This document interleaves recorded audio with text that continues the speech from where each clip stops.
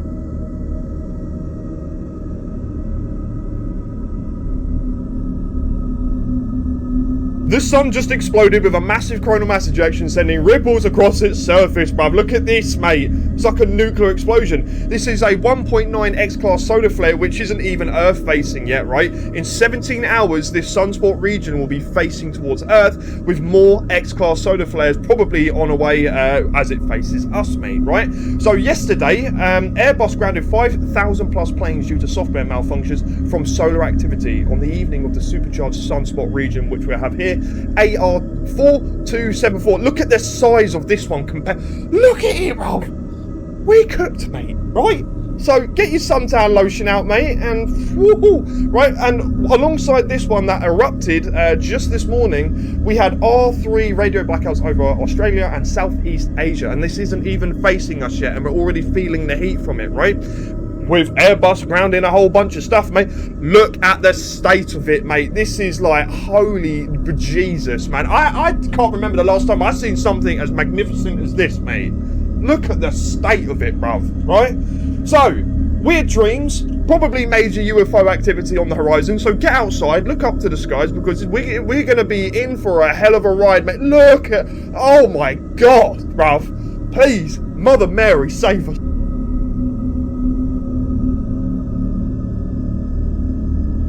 This video calls into question a lot of what geology courses teach today. It was filmed in Brazil. It just broke on Twitter. These guys crack open this, what looks like a rock, although it has a bit of a grain pattern to it, almost like wood. They crack it open. It's not obsidian. They already did an analysis on it. This is absolutely not obsidian. The going theory for this crazy looking thing is petrified tree sap from the ancient giant trees that were all around the earth before they got cut down by the 200 angels that God sent down to cut down before the freaking giants could climb them before the flood. If that lore doesn't get you, I'll tell you about it. Now, this is the exact kind of specimen that the Smithsonian Institute would swoop in to verify its authenticity before conveniently losing it. And if that went over your head, I'm telling you right now, many hundreds of geological findings, ancient giant bones, ancient giant skulls, ancient Dragon bones, they say, is a freaking T-Rex or whatever, and it's not. Smithsonian swoops in. I gotta check out if this is legit, man. Don't worry about me. And then they lose the specimen. It's happened dozens and dozens of times. Look at the archives in the newspaper in New York City, all the freaking giant bones they dug up when they built that city. Now, before you say, I'm crazy, that's crazy, just know the same people who tell you a chemical that melts the road when it spills is good for your teeth and they add it to the water to make sure your teeth are strong are the same organized body that tell you that Devil's Tower, which is flat on top and has hexagonal structures all around it, is formed by magma and erosion. Look at this. And Devil's Tower is not the only one. This is somewhere in South America as well.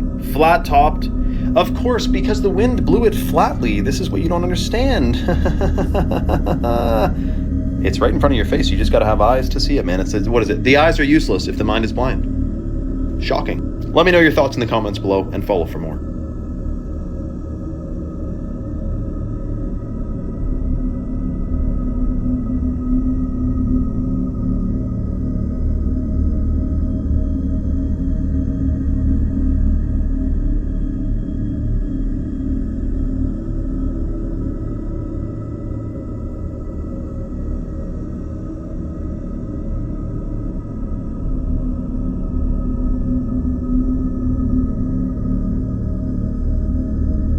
There have been an increase in UFO sightings in the past 2 years, and U.S.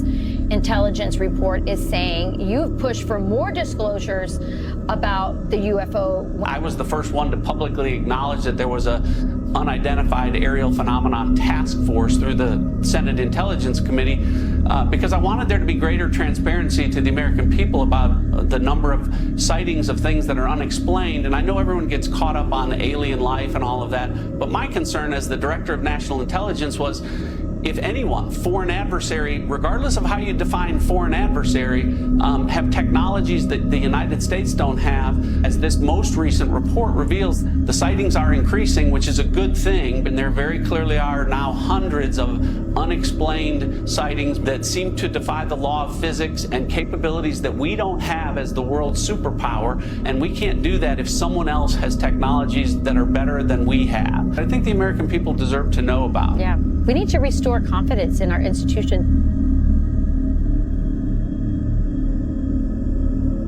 Yo, what I say about Sprite is actually clear. Well, like, what do you not mean the by drink, but like the bottles are clear now. You bag that? that? Yeah, it's always been like that. No, what are you talking about? It used to be green, fam. Like, you couldn't see through it? No. No, it used to be green bottle. You don't remember Sprite coming in a green bottle? No, it always no. Mandela No, effect. look. This That's is how a it mod is. Mandela effect. No, to this you. I'll explain it. Before continuing, I wanted to warn you guys, their phones were being spied on. Click on this icon, then more. If you see it, delete it immediately. Green cap, Yeah. transparent bottle. Yeah, but it's green. It's a green transparent bottle. No, They changed it. Yeah, It's clear it's- now. I swear it's always been clear though. No. But it had the green label. You could spot out a me see. motherfucking. You could spot out a Sprite QuickTime because by the. That's Coke. You think about Coke. What are you talking Coke about? was- Coke is clear and red. You can't tell me you forgot the green bottle. I remember. No, the can was green. You don't remember green bottle? Yo, that's flawed. I'm not even capping too. Follow for more Hoopers, Hoop conspiracy theories.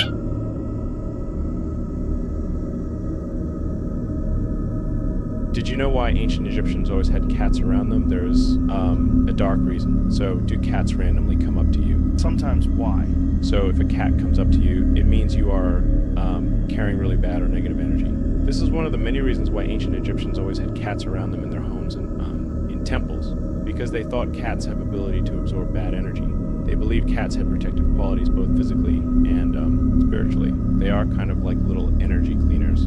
That's why you'll often see a cat cozying up to someone who might unknowingly be carrying negative energy, and who always has cats in folklore, the witches, because they are dealing with negative energies, and cats are said to help them absorb and neutralize these dark forces. The idea of cats as companions to witches wasn't just about their mysterious nature.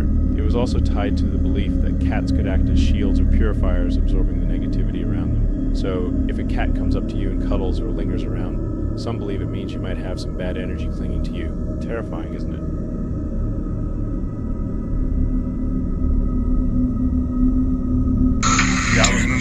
Coffins. They're plastic grave liners, 7 feet long, 3 feet deep, with lids.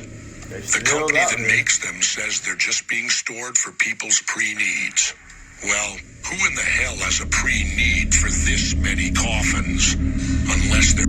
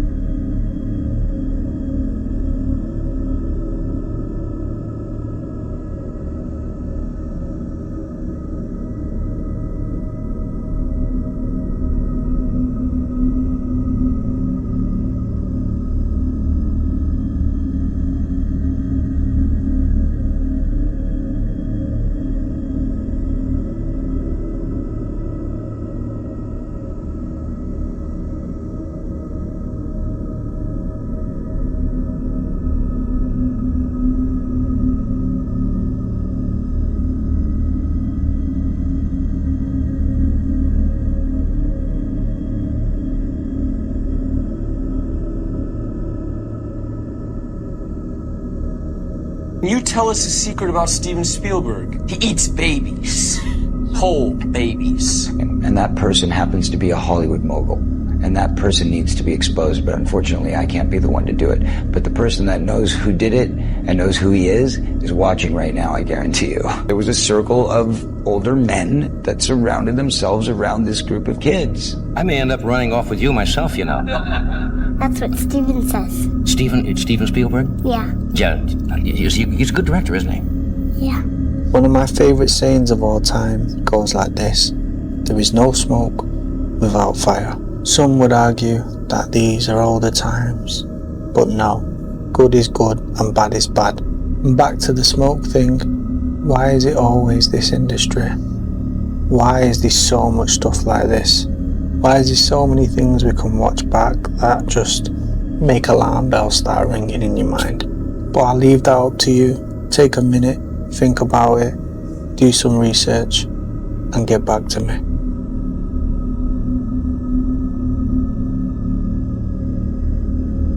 So, what you're seeing here is when I was looking out the plane, there were a ton of UFOs.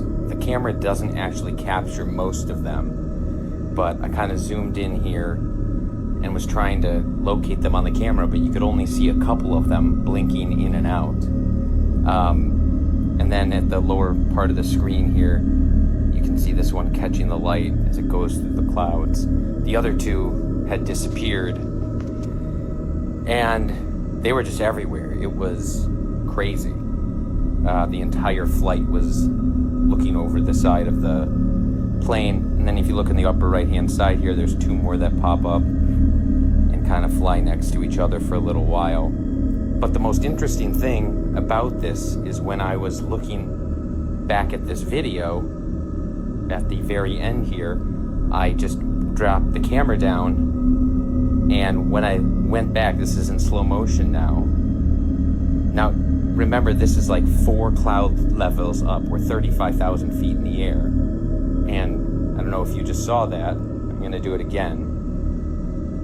If you look right up onto the right, it's going to come into frame here. There is something in the clouds. There are a bunch of right angles. It looks like the top mast of a ship. I asked AI to inspect it. I've replayed this part a bunch of times and slowed it down each time so that you can see it, and then there'll be some still pictures here coming up. But as you can see, it looks like the top part of a ship. Now, we are 4 cloud levels up. There are 4 different cloud systems when this right here I caught, and this was an accident, but I asked AI to investigate what that is, and it basically came back and said that, 2 straight lines converging at a 90-degree angle is very rare. But when you have multiple different straight lines that converge at a 90-degree angle in multiple different ways, that it's nearly impossible to be a cloud formation. So I just wanted to throw it out there and see what others think. There are a couple other videos from this flight that I'm going to be posting, but I just wanted to see if anybody else could see what they could see in these clouds here. I will make the pictures available also, but it's a very odd thing to see in the clouds, this masthead.